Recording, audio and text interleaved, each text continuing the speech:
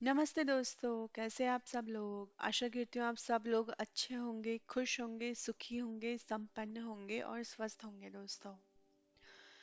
हम सब जब छोटे होते थे तभी हमें कुछ ना कुछ बनने की ख्वाहिश होती थी, है ना दोस्तों।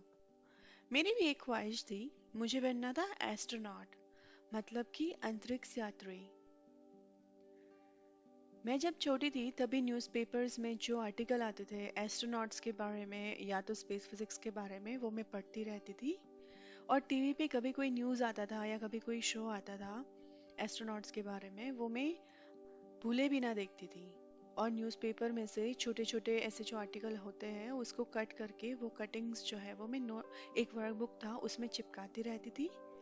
और जब भी फुर्सत मिलती थी वो वर्कबुक खोल के वो मैं देखती रहती थी सारी फोटोज, और जो न्यूज़पेपर का आर्टिकल है उसको पढ़ती रहती थी।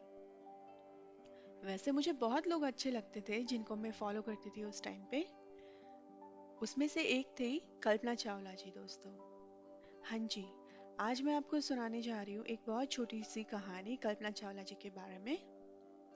और ये जो कहानी है ये मैंने जो रिसर्च किया है कल्पना चावला जी के ऊपर, या तो जो मैंने पढ़ा है, मैंने सुना है, उसके ऊपर है ये कहानी दोस्तों।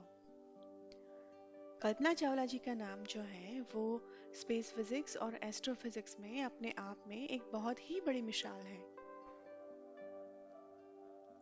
कल्पना चावला जी का जन्म 17 मार्च 1962 में हुआ था, हरियाणा के एक बहुत ही छोटे से गांव जिसका नाम है करनाल।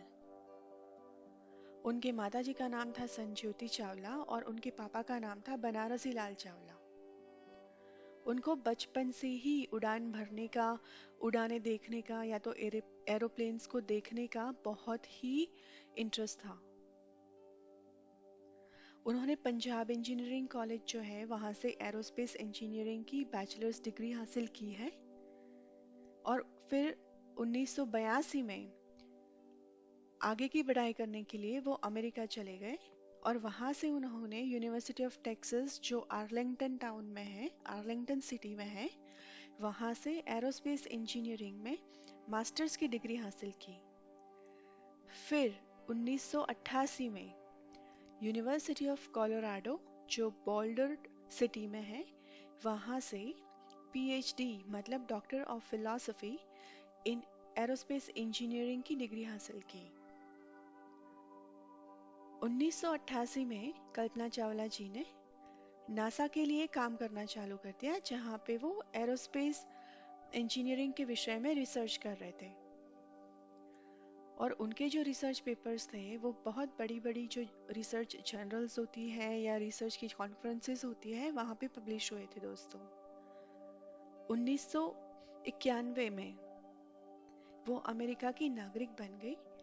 और 1996 में उनका सिलेक्शन हो गया उनकी पहली उड़ान के लिए।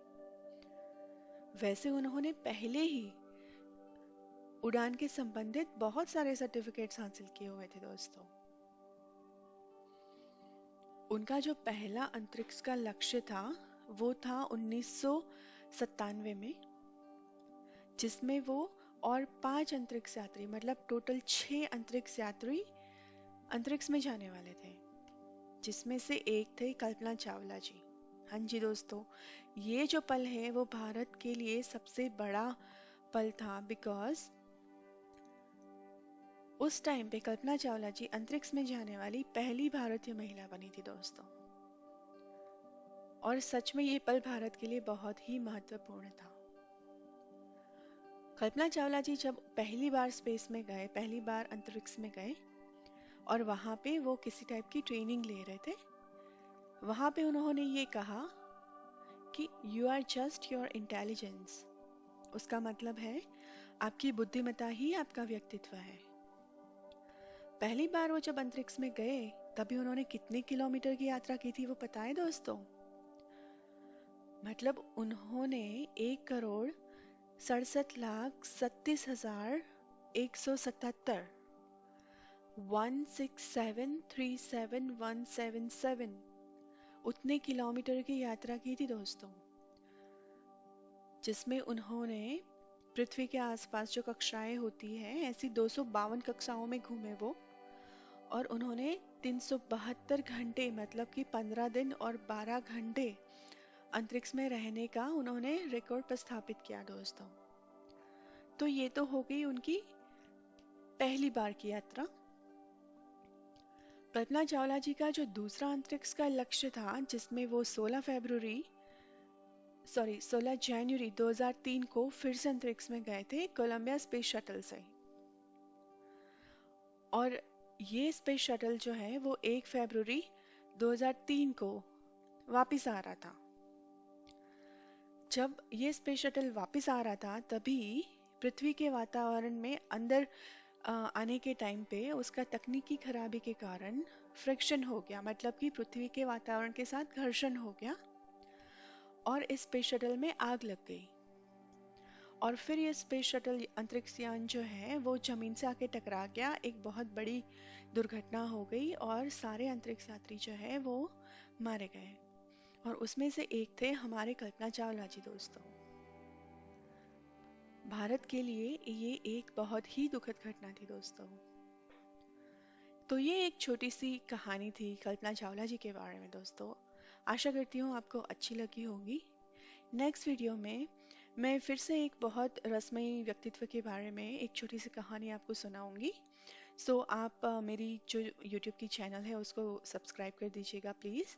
और अगर आपको ये वीडियो अच्छी लगी हो, ये कहानी अच्छी लगी हो, तो आप इस वीडियो को लाइक कर देना। बहुत बहुत धन्यवाद दोस्तों। ख्याल रखिएगा।